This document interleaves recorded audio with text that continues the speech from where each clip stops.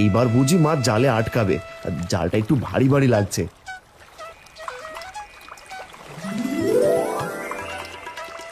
কি মজা কি মজা, জালে বড় মাছ আটকা পড়েছে। এই তো একটা বড় মাছ জালে আটকা পড়েছে। মাছ নিয়ে এখনই বাড়ি যেতে হবে, তোর মা তোকে রান্না করে দেবে। হ্যাঁ বাবা, চলো তাড়াতাড়ি। দেখেছো বাবা, কত বড় মাছ।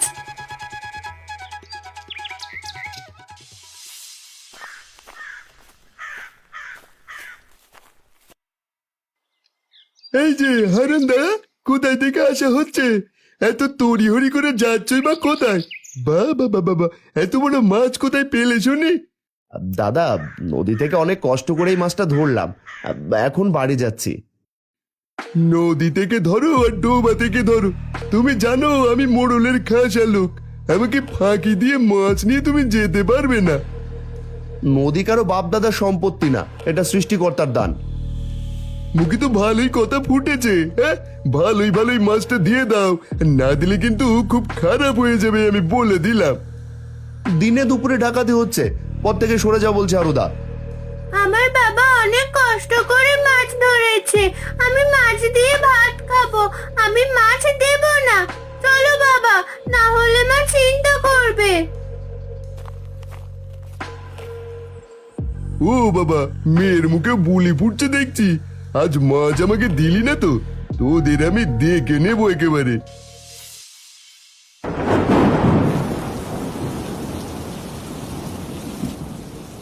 গায়ের মানুষ কি খাচ্ছে, কেমন আছে?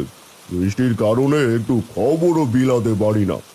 আমি গায়ের মোড়ল, দুঃখে সুখে তাদের পাশে থাকাই আমার কাজ। কি করা যায়? এই মোড়ল মশাই, আপনি যদি অনুমতি দেন একটা কথা বলি। ঠিক আছে, তুই নির্ভয়ে বল। মোড়ল মশাই, এই এখন বর্ষাকাল, এই বর্ষাকালে মাংস আর খিচুড়ির আয়োজন করলে কেমন হয়? পেটে গায়ের মানুষেরও খাবার দেওয়া হবে, তারাও ভালো মন্দ খেতে পারবে। তা মন্দ হয় না। কচি পাঠার মাংস আর তার সাথে খিচুড়ি, আমি অনেকদিন ধরে খাইনি রে। তাহলে আমি ঢেড়া পিটিয়ে সকলকে নিমন্ত্রণ করি, কি বলেন কর্তা?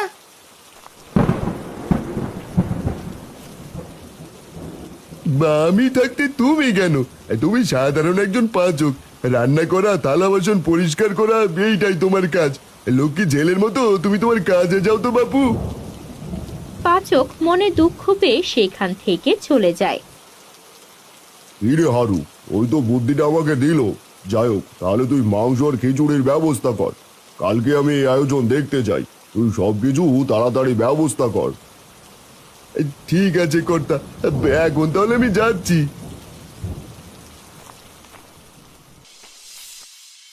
আজকে বাজার থেকে মাংস নিয়ে এসো, আজ মাংস আর খিচুড়ি রান্না করব। ঠিক আছে গিন্নি, অনেকদিন ধরে মাংস আর খিচুড়ি খাইনি, তোমার কথা শুনে এখনই জিভে জল এসে গেল। আর শোনো, আসার সময় একটু সাবধানে আসিও, তোমার ভাই কিন্তু খুব লোভী, মাংস দেখলে লোভ সামলাতে পারে না।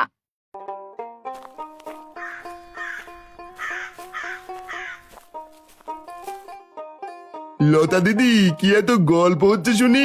এই কাল মোড়লের বাড়িতে নিমন্ত্রণ, খিচুড়ি আর কচি পাটার মাংস হবে। এই সময় মতো চলে এসো, আমি এখন চললাম গো, অনেক কাজ করতে হবে। এই এলেন, একটু জিরিয়ে যান। না গো দিদি, অনেক মানুষের জন্য আয়োজন করতে হবে, আসি গো।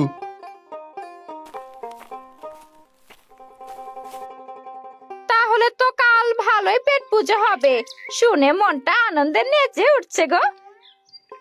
তাহলে আজ আর কষ্ট করে আমায় বাজার যেতে হবে না, টাকাগুলো বাঁচলো, কি বলো গিন্নি? তাই তো দেখছি গো।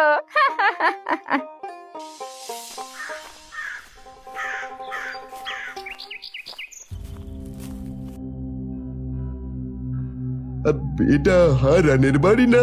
হারানকে নিমন্ত্রণের কথা বলবো না, বেটা শুধু শুনবে আর জ্বলবে। আমার সাথে খারাপ ব্যবহার করেছিল। অনেক বেলা হয়ে গেল, আর অনেক বাড়িতে যাওয়ার বাকি আছে। বেটা না খেয়েই মরুক।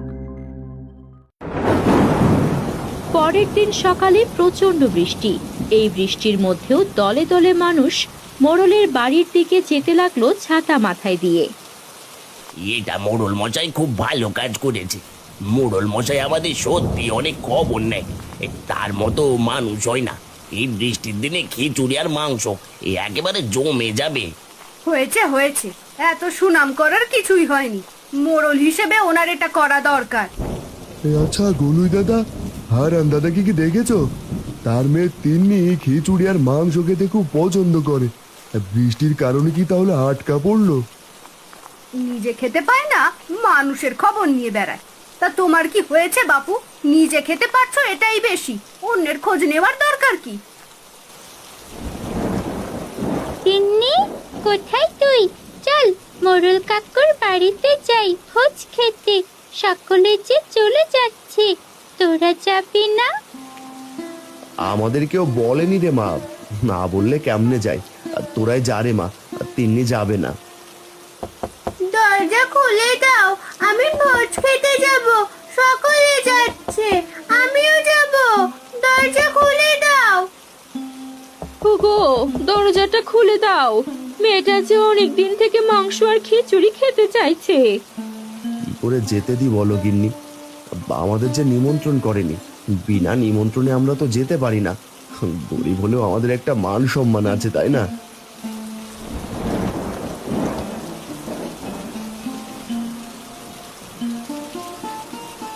এইখানে কি করিস লাবণী? তখন থেকে তোকে খুঁজছি।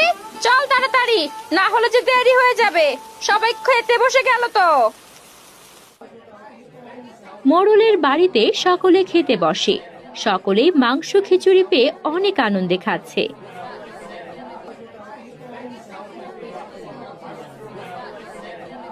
আহ, কি স্বাদ! কতদিন পর খিচুড়ি আর মাংস খাচ্ছি। সকলে পেট ভরে খাও। এই দুর্দিনে গায়ের মানুষদের খাওয়াতে পেরে আজ আমার ভীষণ খুশি লাগছে। সবাইকে বেশি বেশি করে দাও। এইদিকে হারান আর মালতী দাওয়ায় মন খারাপ করে বসে আছে আর চোখের পানি ফেলছে। অন্যদিকে তিন্নি সারা দিন ঘরে বন্দি থেকে অসুস্থ হয়ে পড়ে। বাবা, আমার খুব কষ্ট হচ্ছে। আমি মোড়ল কাকুর বাড়িতে নিমন্ত্রণ খেতে যাব লাবণীর সাথে। আমাকে যেতে দাও।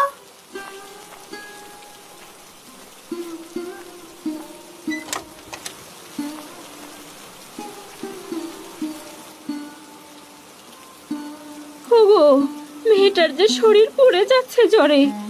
এখন কি হবে? হাই হাই, কি ভুল করলাম! নিজের জেদের কারণে মেয়েটাকে যে অসুস্থ করে ফেললাম। হাতে কোনো টাকাও নেই, টাকা ছাড়া যে কবিরাজ আসবে না। আমার জমি জায়গা সব বিক্রি করে দেব। আমি চললাম মহাজনের কাছে।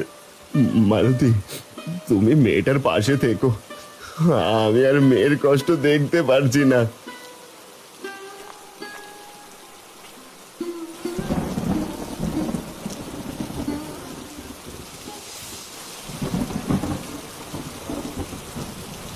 বেশ কিছুদিন হলো বড় দাও মারতে পারিনি।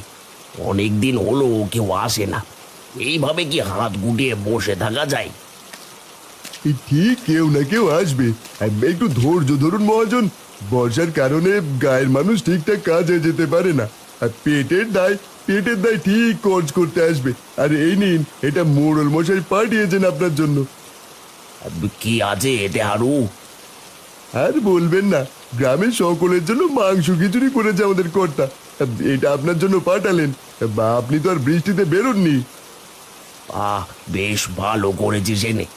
কথা শুনেই যেন জিভে জল এসে গেল রে। আমাকে বাঁচান মহাজন, আমার মেয়ের খুব অসুখ। দয়া করে কিছু টাকা ধার দিন। আগের কাজের টাকাও কিছু পেতাম। এবার ব্যাটাকে পেয়েছি, তার জমি জায়গা সব হাতিয়ে নিতে হবে।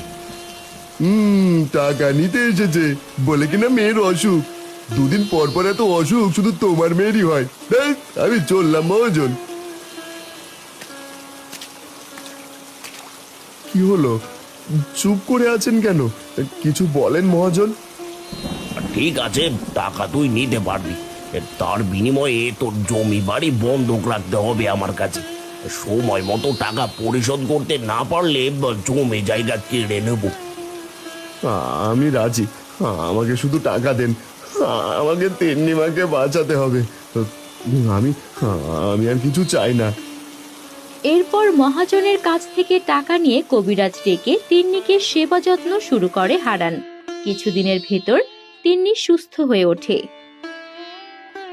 বাবা দেখো তো আমাকে কেমন দেখাচ্ছে। মারে, তুই যে আমার রাজকুমারী। বেলা তো অনেক হলো, ক্ষুধা পাইনি বুঝি? মাংস খিচুড়ি খাবি মা?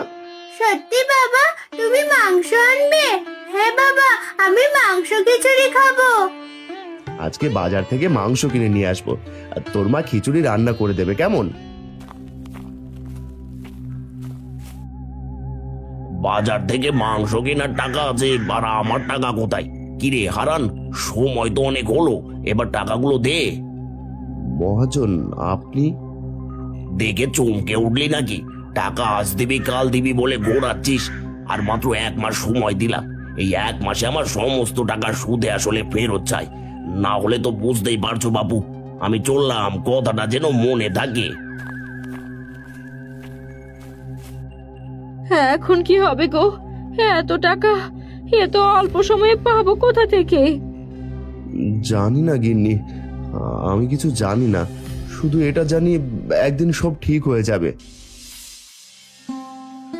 দুশ্চিন্তার কারণে হারান একসময় অসুস্থ হয়ে পড়ে। গিন্নি, আর বুঝি বাপ দাদার শেষ সম্বল ভিটে বাড়িটা রক্ষা করতে পারলাম না।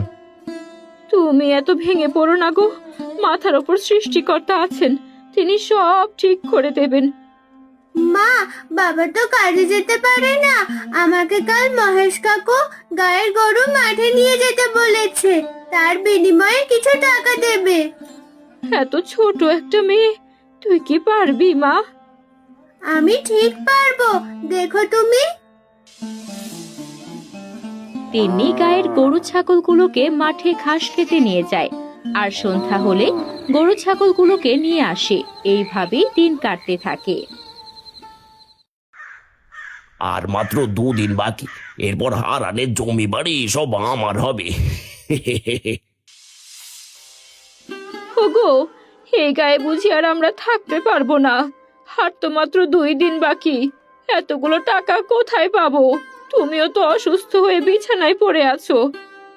সৃষ্টিকর্তা যা রেখেছেন কপালে তাই হবে। তিন্নিমাকে দেখছি না, ও কোথায়?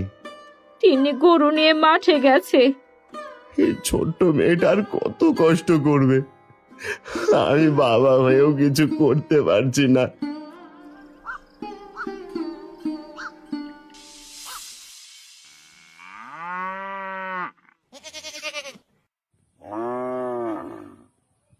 কি ব্যাপার? একটা ছোট মেয়ে এতগুলো গরু ছাগল নিয়ে একা এই মাঠের ভিতর কি করছে? আরে ওটা হারানের মেয়ে তিন্নি না? তাই তো দেখছি। আরে তিন্নি মা, এতগুলো গরু ছাগল নিয়ে একা মাঠে কি করছিস? আমার বাবার ভীষণ অসুখ গো কাকু, আমাদের সমস্ত জমি জায়গা মহাজন কেড়ে নেবে, আর মাত্র 2 দিন বাকি, টাকা পরিশোধ করতে হবে, তাই আমি গরু চড়াচ্ছি। তিনি মোড়লকে সবকিছু খুলে বলে, তাদের সাথে যা যা হয়েছে। মোড়লের আর কোনো কিছু বুঝতে বাকি রইল না। রাগে ক্ষোভে মোড়লের চোখ লাল হয়ে গেল। মহাজন আর হারুকে তো সাজা আমি দেবই, তোর বাবার চিকিৎসার জন্য সব টাকা আমি দেব। শুধু তোর জন্য আবার আমি খিচুড়ি আর মাংসের আয়োজন করব। কাল তোরা পছন্দের সব মানুষ নিয়ে হাজির হবি আমার বাড়িতে।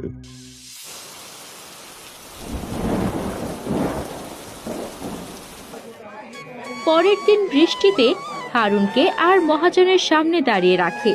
হারান পরিবার আর গায়ের মানুষ মাংস আর খিচুড়ি খেতে লাগলো। ঠিক হয়েছে, এবার একেবারে ঠিক হয়েছে।